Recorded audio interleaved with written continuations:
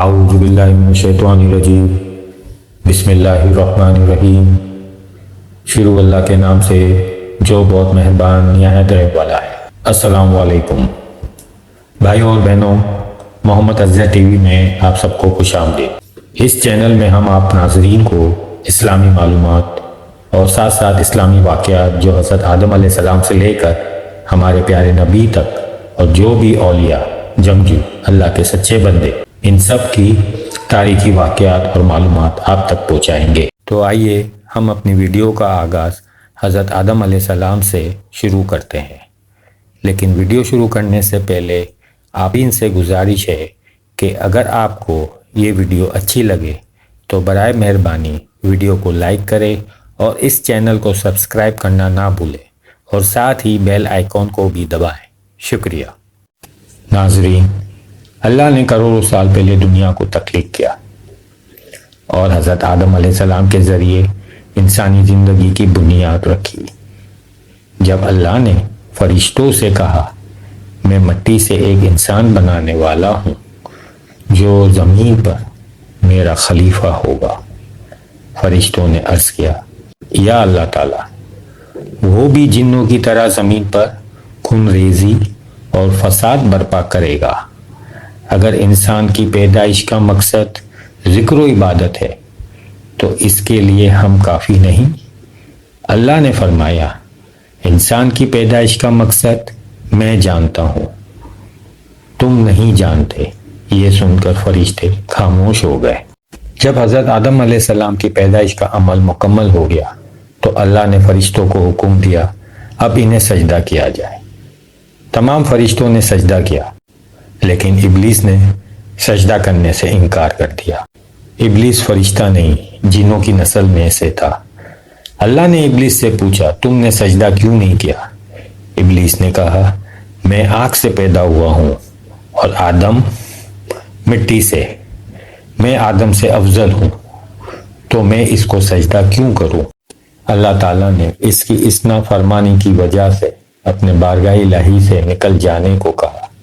شیطان نے کہا اے اللہ، تو نے مجھے مردود کیا، میں تیرے بندوں کو تیرے راستے سے بہکاؤں گا، تو مجھے قیامت تک کی مہلت دے دے۔ اللہ نے فرمایا جا، تجھے قیامت تک کی مہلت دی جاتی ہے۔ جو لوگ تیری پیروی کریں گے میں ان سب کو تیرے ساتھ جہنم میں ڈال دوں گا، اور البتہ میرے مخصوص بندوں کو تو کبھی نہ بہکا سکے گا۔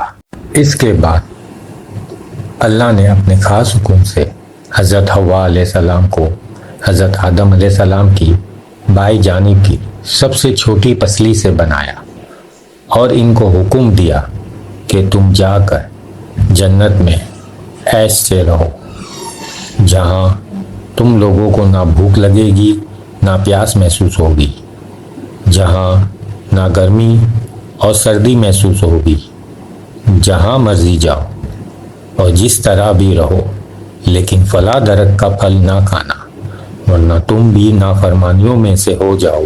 اب شیطان ان کے پیچھے ہاتھ دھو کر پڑ گیا تھا اور جو ہی موقع ملا اس نے حضرت آدم علیہ السلام کو اس پھل کی طرف ورگلانا شروع کر دیا جس سے ان کو منع کیا گیا تھا۔ لہٰذا شیطان اپنے مقصد میں کامیاب ہو گیا۔ حضرت آدم علیہ السلام نے شیطان کے بہکاوے میں آ کر پھل کھا لیا اور شیطان خوش ہو گیا۔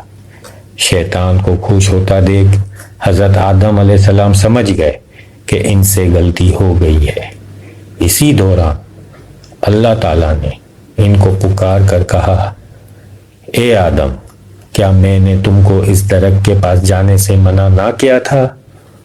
فوراً حضرت آدم علیہ السلام اور حضرت حوا علیہ السلام گر گرانے لگے کہ اے پروردگار، بے شک ہم سے غلطی ہو گئی ہے، اگر تو نے ہم پر رحم نہ کیا تو ہم تباہ و برباد ہو جائیں گے۔ اللہ نے فرمایا بس اب تم یہاں جنت میں رہنے کے لائق نہیں رہے، لہٰذا تم جنت سے نکل جاؤ اور زمین میں جا کر اپنا ٹھکانہ بناؤ۔ لہٰذا فرشتوں کی ایک جماعت نے حضرت آدم علیہ السلام کو خانہ کعبہ کے قریب ایک پہاڑی پر اتار دیا، جس کا نام حضرت آدم علیہ السلام کے لقب صفی اللہ کی وجہ سے صفا پہاڑی ہو گیا۔ پھر فرشتوں نے حضرت آدم علیہ السلام کو گندم کے ساتھ دانے دیے اور کہا کہ اس کو زمین میں بو دیجئے، اس سے ایک فصل اگے گی، آپ اس کی کٹائی کر کے صفائی کرنا، پھر اس کو پیس کر آٹا گوندنا اور اس سے روٹیاں بنا کر کھانا۔ آئندہ زمین پر آپ کی اولاد کی یہی غذا ہوگی۔ لہٰذا حضرت آدم علیہ السلام نے اسی طرح زندگی گزارنا شروع کر دی۔ آپ علیہ السلام نے بیت اللہ کی بنیاد رکھی۔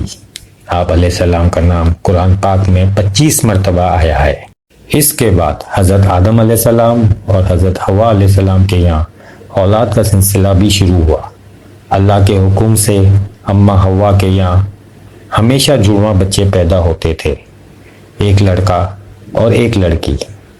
اس وقت اللہ تعالیٰ کی شریعت کے مطابق دستور تھا کہ جو لڑکا لڑکی ایک ساتھ پیدا ہوئے ہیں وہ محرم بھائی بہن کہلاتے ہیں، اور بعد میں پیدا ہونے والے بچے پہلے والوں کے لیے نامحرم کا درجہ رکھتے تھے۔ لہٰذا سب سے پہلا جو بچہ پیدا ہوا اس کا نام قابل اور بچی اکلیمہ تھا، اور اس کے بعد حابل اور غازہ پیدا ہوئی۔ روایت کے مطابق بچوں کی تعداد آپ کی پوری زندگی میں 4 لاکھ تک ہو چکی تھی۔ تو بھائیوں اور بہنوں، اسی کے ساتھ آج کی ویڈیو کا اختتام کرتے ہیں، اور اپنی اگلی ویڈیو میں ہم آپ کو حابل اور قابل کی زندگی کے بارے میں اور حضرت آدم علیہ السلام کی آگے کی زندگی کے بارے میں بتائیں گے۔ شکریہ۔